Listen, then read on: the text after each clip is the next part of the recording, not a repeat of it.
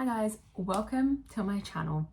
This video was initially gonna be called Things I Love About Being Autistic and ADHD, or having autism and ADHD. But it seems like as I'm writing down the good points about having autism and ADHD, I also find myself going, ugh, but this side of my autism and ADHD really kind of drags that down. And I find that sometimes some of the good things can't always be used because the downsides go like this, you know, it's like a seesaw. I'm going to talk mainly about the good sides. There's not going to be like an exhaustive list of everything, just things that are like at the top of my head that I most enjoy about having this kind of brain. Autism and ADHD are neurodiverse conditions. They are a different type of brain, and of course there's great things about having a different type of brain, but also it comes with difficulties. I often make videos, whether it's on here, Instagram, TikTok, I often make videos talking about the difficulties,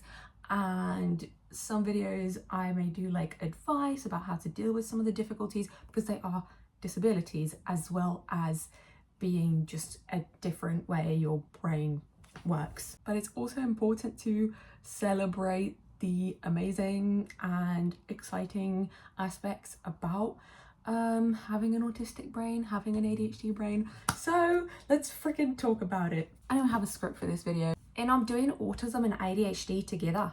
I guess here's something with two sides. Stimming. I love stimming. I feel like this has been one of the biggest aspects of like having autism and ADHD for me. I've always been a big stimmer. Is that a word? I don't think so. Anyway, I've always like vocally stimmed a lot, physically stimmed, any type of stim. I love having sensory experiences, although I can also be sensitive to sensory input, which is kind of a downside of that. Everyone in the world can stim, whether they're like autistic or not, or whether they have ADHD or not. Stimming is this like self-regulating behavior. It's like chewing your nails, bouncing your leg. For the autistic and ADHD person, it can be different. For me, when I stim in certain ways, when I vocally stim, when I do like the energy squeeze, it's because I feel this build-up of energy, and when I stim, sometimes it's literally like euphoria in my brain and body. And that's why I've always thought to myself, like, do I have this like other ability that other people don't? Like, I feel like I'm on drugs without being on drugs, and I always get asked, I guess partly because of my hyperactivity, like, are you on drugs? And it's like, no, I just have this, like, I'm very easily excitable, and very like I can stim, like I can bring on stims as well, which is great. Like, it doesn't have to just, you know, happen. Sometimes it just happens, but I can also stim if I want to, and I can create this like a feeling of like euphoria in my brain and body. Someone said it very well once, and they said that the feeling stimming creates is like a non-sexual orgasm, right, stay with me, for your brain. It is like that's kind of the perfect explanation for it. A really good stim can do that, and I feel like a lot of non-autistics or non-ADHD people don't experience that. Maybe some do, but yeah, stimming is definitely a plus for me. But then obviously you have the downside, something I don't like, but it's not really because of the trait itself, it's actually because of the world. It's about how people view stimming and more kind of like unconventional stimming. You can get bullied for it. Growing up, my parents absolutely hated some of my stims and like punished me in certain ways as to try and like stop me stimming in certain ways. So that's not nice, but that's not coming from the autism or ADHD itself. That's coming from the outside world, seeing the behaviors and being like, I don't like that, what the hell is that? And it's like, it's great, you should try it. And also, I didn't do separately like what I like about having ADHD or what I like about having autism, because yes, they are different conditions, but when you live with both, ADHD, it's a different experience than just having ADHD or just having autism. And I feel like because, you know, there's both in my brain, I can talk about the combined experience. And also some things like creativity can be because of autism and because of ADHD. So I'm going to get onto that. Creativity. This is something that has always been a strength and will probably always be a strength unless something unfortunate happens to me. Oh my god. Okay. But I've always been a very creative person. I can like write a poem or write a song or make up a story really easily. Like words can just flow out of me if it's to do with like a creative task, you know? And I'll do this without like having to do it. Like I'll be walking and I'll get freaking like I'll start making a poem in my head, or I'll get like inspired to write down song lyrics. Now that would be great if I could actually like use that and make money off it. But I don't have the willpower to actually make it into a job, so that's a downside. But I can write a darn good song. Give me 10 minutes, give me 5 minutes and I can write you a song. I can write a pretty good poem in like 30 seconds. I'm not even joking. Like I'm so good at coming up with rhymes, just being creative with words. I've always been good at it. And whenever I've had to do something like that, like in class, in school, in uni, everyone's been like, what the hell? How did you make this so quickly and so good? I guess the downside when you have ADHD is not having the willpower to, or the motivation to fully like invest your energy into something. If you don't have the motivation for it, you just can't do it. You just can't do it, right? You may try and force yourself to start a certain project, but with ADHD, it's really hard to have the willpower and motivation to power through and finish that project and then have to deal with admin. I'm thinking like, if I wanted to do something with like the songs I've written or the poems I've written, that's where the barrier comes in, right? And I don't know if it's just ADHD, it's probably autism, issues with executive functioning as well. I'm like, paperwork, big steps. I have to do this, and that. I'm not going to do that. I'm just going to keep them stacked up in a pile for no one to see. But also, you know, like not all the art you create has to be like shown to the world. But I see other people who like do this stuff and they put their poetry forward and they put their songs, they either send it off for someone to sing or they sing them themselves, and they can like earn a living from it. And I'm like, oh my god, I wish I could fucking do that. But okay, moving on. Next is kind of like creativity, kind of like not. I guess it is, I don't know. Thinking outside the box. I find myself to be a very outside the box thinker. I always have, and it's probably something that both ADHDs and autistics can relate to. But this can help not only in times that you need to be creative, also in problem solving. And that's another one that we can link it to. I'm great at problem solving. I don't know why. I've forgotten like the reasoning behind it, but I just am. And a lot of neurodivergent people are. Something else I love is that I can experience the world at a much like brighter, louder level. I feel a lot, and this is also something that is hard for me, but it's also something beautiful, because my whole life, like before I was diagnosed, people would single me out for this and they would react like, what the hell? What do you mean you can like feel that sound all over your body? What do you mean you can see like 100 freaking colors in that little thing which looks bland to me? Like, I don't know how to explain it. I guess it's the difference in the sensory experience, and it happens with pretty much all feelings unless I'm dissociating. Drama.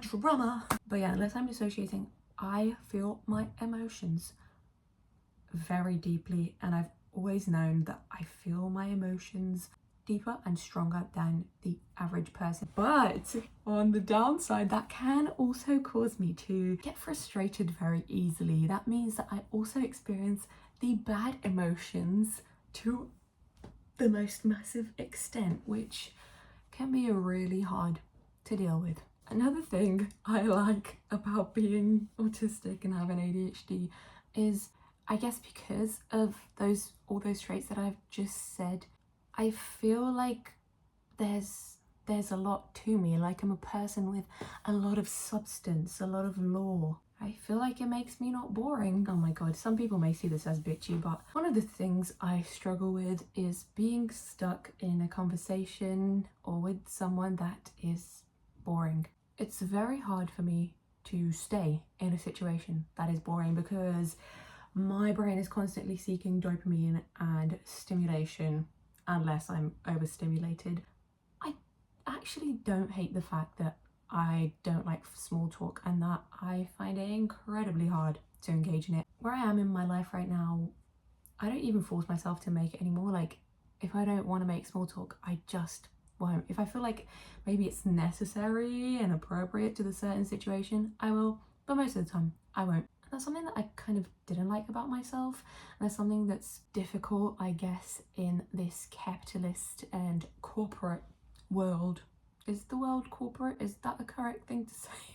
Fucking hell, I don't know. Being good at small talk and the boring stuff is sometimes a good skill to have, and having, you know, those social skills that non-autistic people have, it's useful for sure. But I like being this way. I actually like it. I don't like the fact that others don't get it. So yeah, I did find it hard to communicate with most people growing up, but it wasn't like, oh, I hate myself for this. I started to, because I started to think, oh my god, there's something freaking wrong with me. There isn't. I mean, there are a few things medically. Oh, I just remembered another thing. Okay, I'm freaking funny. Okay, my sense of humour, I'm sorry, but I do put a lot of my sense of humour down to my ADHD impulsivity. ADHD impulsivity, definitely. Oh my god, somebody just donated to my little sister's fundraiser again. Thank you so much. I'll put the GoFundMe link in the bio and I'll talk a little bit about that at the end. But Roger Farrow, if you're watching this video, thank you so much. I'm pretty sure this is like the second time, at least the second time you've donated. I can't explain how thankful I am. I really can't explain. I'm feel so strongly about this. Like, I really want my sister to get the support she deserves. But anyways, carrying on with this. Yeah, sense of humor. Like, I can make myself laugh so easily. Also, I have such a vivid imagination in here. Oh my god, it's crazy in here. A lot of the time, I wish I could project what was in here onto a screen. I mean, again, like the feeling things to a really big extent, it has its downsides, all right, with the intrusive thoughts. And when it's bad, you guys know that I also have OCD, and when it comes to that, I don't like the fact that my imagination can go that far. But then my imagination can also be a really beautiful and just like amazing place, and like it's really helpful for stuff. I can visualize things very easily. I can play songs and I can watch movies in here and pictures and just create a crazy magical world. I also like that I dream big, and I don't know if that's necessarily like, I feel like a lot of ADHDers do. I feel like a lot of ADHDers have like unrealistic expectations for themselves and have like really big goals and really big dreams. It's difficult to reach those if you don't have the right support in place, but sometimes because of things like hyperfocus, which is something that I do love about having autism and ADHD, or being autistic and ADHD. The thing I don't like is that I can't choose when I want to use the hyperfocus, okay? I really call it a superpower if I could choose whenever I want to use it. But it just comes whenever I decide, oh, I really love this thing. It just comes and goes. So you have to use it when it's there, right? When it's there, you're like, when you're on a roll, don't stop. But yeah, I do love the fact that I can learn a lot of information in a really short amount of time. Sometimes it's kind of like detrimental to your health and to everything. The amount that I get obsessed with certain things and topics and whatever it may be, but it is still amazing to see like just how dedicated my brain gets to a certain thing, and sometimes it can be really useful. Like, it was very useful to me that autism and ADHD became a hyperfixation and pretty much a special interest for me. Yeah, I mean, I would say it's a special interest because I got to learn a bunch about myself, and now I can make like helpful content for other people. So yeah, those are a bunch of things that I love about being autistic and having ADHD. So let me know in the comments if you're ADHD or autistic or ADHD or whatever kind of neurodivergent you are. Let me know what you love about your brain, and if you want to include the downsides in there, do. So I hope you liked this video. Let me know if there's anything you think I missed. As always, thanks for watching this video. Please subscribe if you like this kind of content, and watch my other videos, and give it a like to help me in the algorithm. Please, if you haven't watched any of my other videos and you care about people with ADHD and you want to help other people with ADHD, well, I've set up a fundraiser for my little sister. I'll actually put a little snippet of me talking about it in my last video so I don't have to say the same thing again. So here's me kind of talking about it. For those of you that watched my first video and heard me talk about my little sister who was done dirty by the NHS because she was supposed to have an ADHD assessment, and then when it came around to it, the assessors contacted her school and her school said that she doesn't need an ADHD assessment because they don't think there's a problem. And so they dropped it, and now she's not eligible for an assessment through the NHS. I have actually made a GoFundMe for her, which I'm gonna link in the description and also put in the comments, and I'll be so grateful if you could share this GoFundMe with anyone who you think might be able to donate. I really want to be able to do this for my little sister, to pay for her for a private assessment, because she deserves the help in school and I do not want her to struggle the way that I did. So I'll be so grateful if you take some time to read that, share it. You absolutely don't need to donate if you don't have the money to donate, but if you can, we would both be so grateful. So yeah, I'll put the fundraiser in my bio and I will stop talking about it once we reach the goal. I really want to reach the goal like before Christmas and get her tested and diagnosed before then, so that she can have the support in school for her GCSEs, because it's her GCSE year. So yeah, thanks for listening to me yap about that. See you in my next video, which I think is gonna be like a more like, come do an activity with me. Like, I feel like I'm either gonna go to a dance class, or it's probably not gonna be a sitting down video, but it might. I don't know yet. Bye.